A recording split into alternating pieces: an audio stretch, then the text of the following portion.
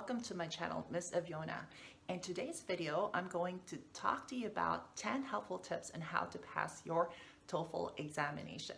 And I know for a fact that this video was inspired by Yara's comment on did you find the test difficult? Can you advise on how to prepare for the TOEFL examination? Like, there's a lot of things that I could say that we can do about TOEFL, and there's a lot to just like scrutinize and put it all in one. But first, this video is going to talk about the first section, the reading section of your TOEFL. And there's a lot. The 10 helpful facts that I should share to you about are the following. And I know it's very interesting for you because a lot of these are just very common things that you could have learned on your own. And one of that is, so 10 helpful tips are facts and details, negative facts, locating reference, understanding the vocabulary, making inferences, determining purpose, and recognizing paraphrase, recognizing coherence, summarizing, and organization of ideas. So these are just 10 of the TOEFL helpful tips I'm going to talk to you about. Number one is facts and details. Facts and details are very good information that you can get from the article itself. It talks about, when you say facts, it talks about the real occurrence, and the details is a tiny little bit of information provided on the article that you've read. Negative facts are facts that has like questions that has exact and the questions that has not. So basically it's the opposite of facts. Instead of finding for the facts or the real occurrence that happens on the article, you will look for answers that are not on the article. And number 3 is locating reference. Locating reference is also one of the most interesting part, is when they talk about a certain subject, which is a noun. Let's say, for example, a nun or a carpenter, and on the following sentences they use they, those. These are reference. So more likely the author was going to ask you, what do you mean when the sentence or the passage says her, him, his, they? Who are they referring to? So those are locating reference.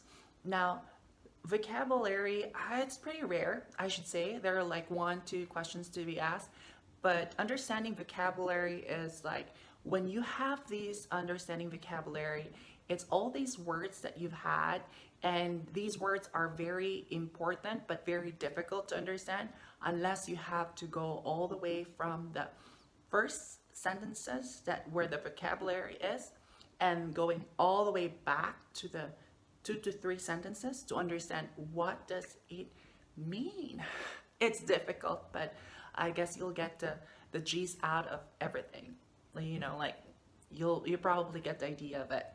So number 5 is making inferences. Making inferences is like it's a certain information that they provide, but you can come up with a conclusion of it. So let's say, for example, I would say, oh, this is a very perfect candidate because she has a perfect nose, she has a perfect height, she has a perfect body.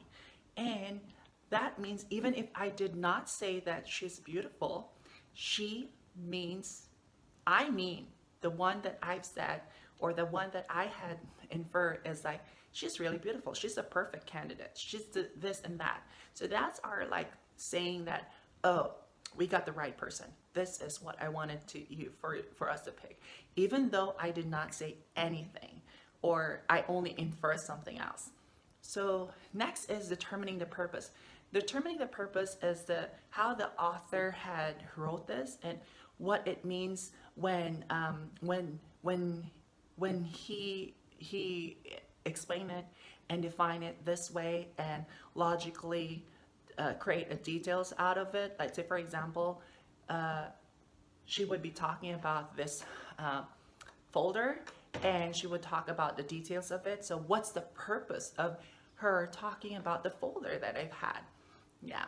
And paraphrase is a very interesting part where you just have to have this restatement of the sentences, but it has still the same meaning to it.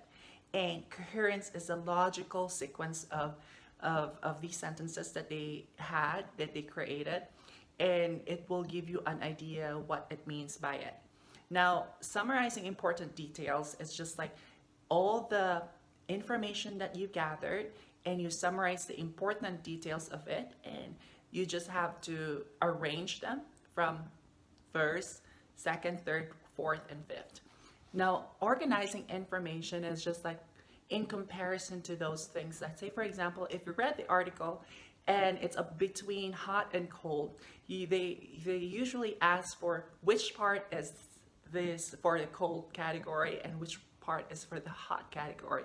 So these things are very, very rare. Summarizing and organizations are very rare to be seen on your TOEFL section, reading section.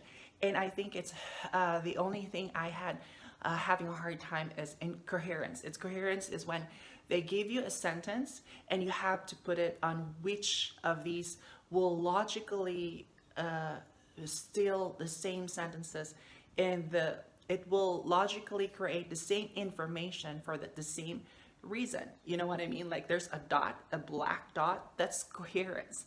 Coherence is like logical sentences that you put it where it connects the sentences. So it's a very good thing.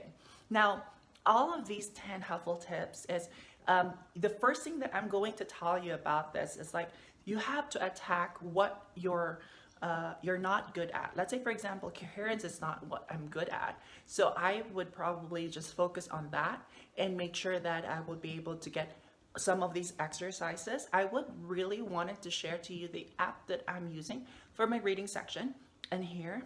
And you can just download it. It's for free and you can learn from a lot of things in here. And aside from that, I think you also need to have the skills. So there are 3 S's in reading section.